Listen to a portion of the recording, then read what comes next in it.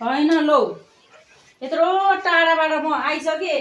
माइत पुगेर माइती भेटेर अहिले पनि सुतिराखेको बुढा तिमी छोराछोरी कता कता गयो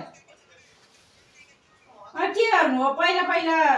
आमा बाउले सिकाएर ल्याउनु भएको माइतबाट पुगेपछि अलिकति बुढोलाई फेरि सम्मान गर्नै पर्छ ढोक्नै पर्छ भनेर सिकाएको थियो अब खैले हो बुढा खुट्टा ढाउनु पर्यो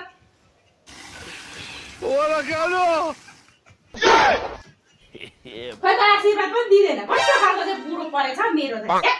कुन खालको ढगाइ हो यो राई ढगाइ भएन यो आजभोलिको मेरो ढगाइ हो क्या यो थाहा होइन आफू चाहिँ कतिमा सुनिरहेको छ उठाएर चाहिँ कमसेकम उठेर ल बुढी भाग्यमानी हुनु राम्रो हुनु है म राम्रो सुतिदिन्छु ल बुढी भाग्यमानी हुनु होइन लम्पर्छ सुत्या हुन्छ नि अलिकति छोराछोरी कता छ छोराछोरी उता छ उता छ